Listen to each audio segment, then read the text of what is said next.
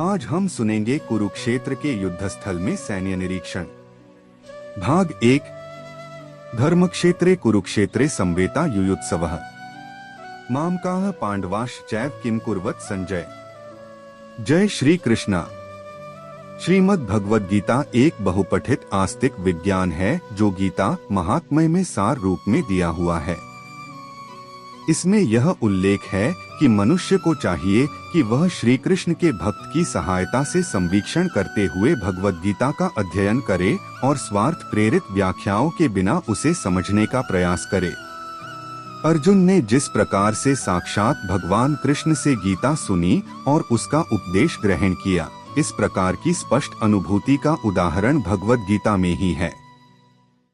यदि उसी गुरु परंपरा से निजी स्वार्थ से प्रेरित हुए बिना किसी को भगवद गीता समझने का सौभाग्य प्राप्त हो तो वह समस्त वैदिक ज्ञान तथा विश्व के समस्त शास्त्रों के अध्ययन को पीछे छोड़ देता है। पाठक को भगवद गीता में न केवल अन्य शास्त्रों की सारी बातें मिलेंगी अपितु ऐसी बातें भी मिलेंगी जो अन्यत्र कहीं उपलब्ध नहीं हैं। यही गीता का विशिष्ट मानदंड है। स्वयं भगवान श्री कृष्ण द्वारा साक्षात उच्चरित होने के कारण यह पूर्ण आस्तिक विज्ञान है। महाभारत में वर्णित धृतराष्ट्र तथा संजय की वार्ताएं इस महान दर्शन के मूल सिद्धांत का कार्य करती हैं। माना जाता है कि इस दर्शन की प्रस्तुति कुरुक्षेत्र के युद्धस्थल में हुई जो वैदिक युग से पवित्र तीर्थस्थल रहा है। इसका प्रवचन भगवान द्वारा मानव जाति के पथ प्रदर्शन हेतु तब किया गया जब वे इस लोक में स्वयं उपस्थित थे।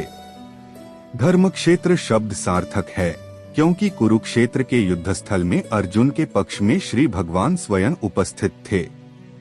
कौरवों का पिता धृतराष्ट्र अपने पुत्रों की विजय की संभावना के विषय में अत्यधिक संदिग्ध था। अतः इसी संदेह के कारण उसने अपने सचिव से पूछा, उन्होंने क्या किया? वह आश्वस्त था कि उसके पुत्र तथा उसके छोटे भाई पांडु के पुत्र कुरुक्षेत्र की युद्ध भूमि में निर्णयात्मक संग्राम के लिए एकत्र हुए हैं। फिर भी उसकी जिज्ञासा सार्थक है। वह नहीं चाहता था कि भाइयों में कोई समझौता हो, अतः वह युद्ध भूमि में अपने पुत्रों की नियति, भाग्य, भावी के विषय में आश्वस्त होना चाह रहा था।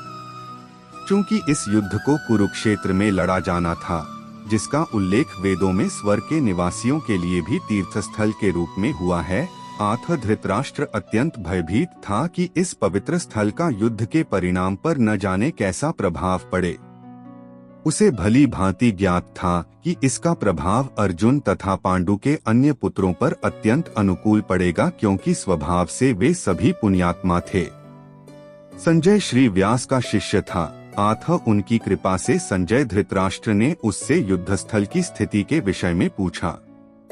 पांडव तथा धृतराष्ट्र के पुत्र दोनों ही एक वंश से संबंधित हैं, किंतु यहाँ पर धृतराष्ट्र के वाक्य से उसके मनोभाव प्रकट होते हैं। उसने जानबूझकर अपने पुत्रों पर धृतराष्ट्र के वाक्य से उसके मनोभाव प्रकट होते हैं। उसने जानबूझकर अपने पुत्रों को कुरु कहा और पांडु के पुत्रों को वंश के उत्तराधिकार से विलग कर दिया। इस तरह पांडु के पुत्रों अर्थात अपने भतीजों के साथ धृतराष्ट्र की विशिष्ट मनःस्थिति समझी जा सकती है। जिस प्रकार धान के खेत से अवांछित पौधों को उखाड़ दिया जाता है, उसी प्रकार इस कथा के आरंभ से ही ऐसी आशा की जाती है कि जहाँ धर्म के पिता श्री कृष्ण उपस्थित हों वहाँ कुरुक्षेत्र रूपी खेत में दुर्योधन आदि धृतराष्ट्र के पुत्र रूपी अवांछित पौधों को समूल नष्ट करके युधिष्ठिर आदि नितांत धार्मिक पुरुषों की स्थापना की जाएगी। यहाँ धर्मक्षेत्रे तथा कुरुक्षेत्रे शब्दों की उनकी ऐतिहासिक तथा वैदिक महत्ता के अतिरिक्त यही सार्थकता है।